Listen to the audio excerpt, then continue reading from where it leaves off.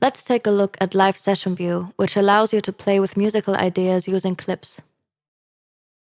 Unlike traditional music software, where ideas must be laid down linearly on a timeline, the Session View allows you to mix and match ideas without committing to a specific order or arrangement.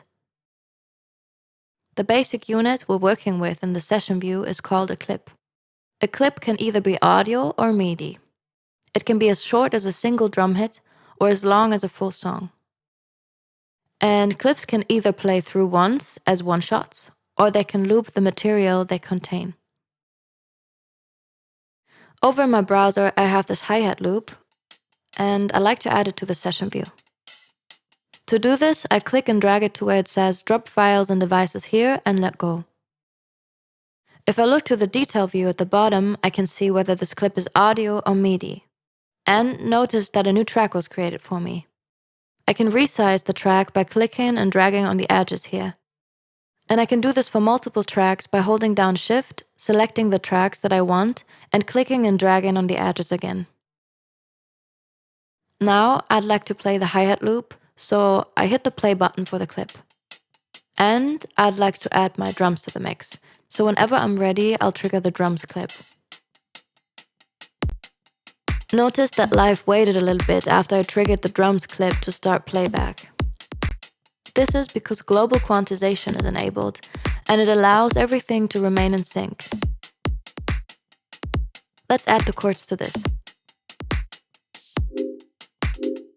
At the bottom of each track is the track status display.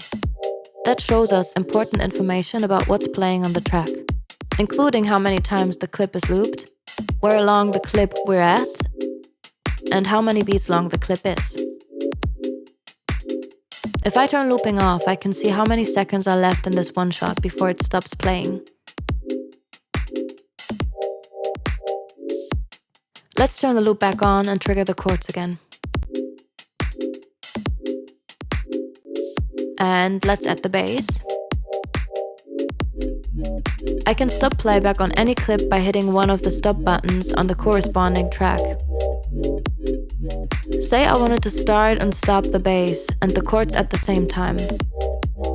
To do this, I'll click and drag the chords so that they're next to the bass, hold down Shift and select both the bass and the chords, and hit Ctrl-G on Windows or Command-G on Mac to group these two tracks together.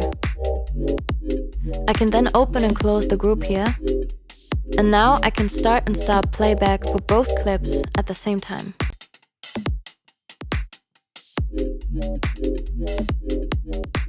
A row of clips is called a scene. If I want to trigger the scene, I can click the corresponding play button underneath the master. Let's trigger the second scene.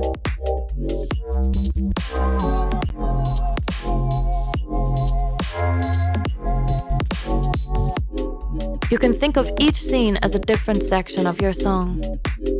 To label a scene, I'll right-click and hit Rename. I'll call this first scene Verse and the second scene Chorus. I can also color code each scene by right-clicking and selecting the color. If I want to get even more organized, I can right-click on a scene again, hit Select All Slots in Scene, right-click on any one of the clip slots, and give it all the same color. If I drag on the master track to the left, I can also set the individual BPM and time signature for each scene. This is useful if you want to do a tempo change midway through your track. Let's go to the chorus. And then I'll play the last scene. Notice that my lead stopped playing when I switched to the last scene. This is because the stop button underneath the lead clip was enabled.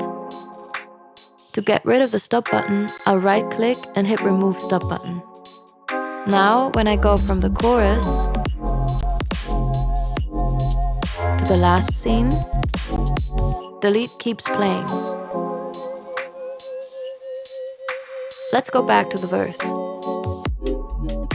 I like to record something on my piano track. So I'll arm this track here, and whenever I'm ready, hit the session record button at the top.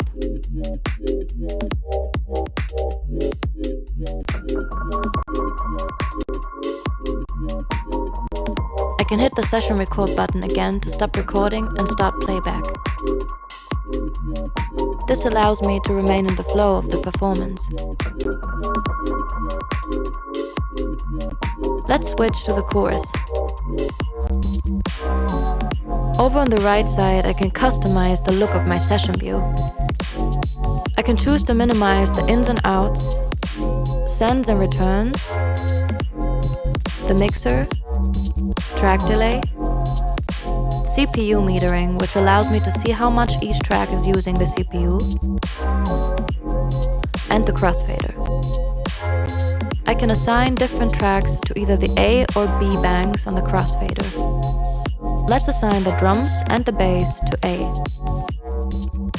and chords and lead to B.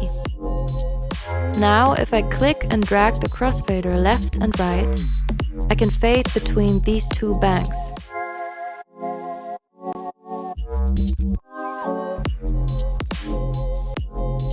Awesome. Let's hit the stop button over on the bottom corner of the master track to stop all clips. And I'll go ahead and minimize some of the elements that are displayed in the session view.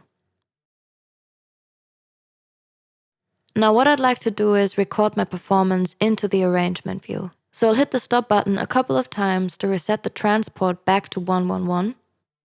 And whenever I'm ready, I'll hit the arrangement record button at the top and start triggering clips.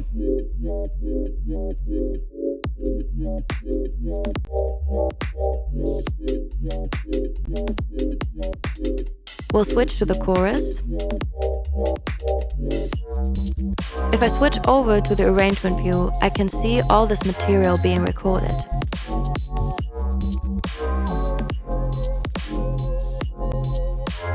Same done with my recording. I'll hit the stop button at the top and play it back from the beginning. I want to replay my recording, so I'll hit the back to arrangement button over on the bottom right of the master track. And now I'm hearing the recording from the arrangement view as opposed to the session view.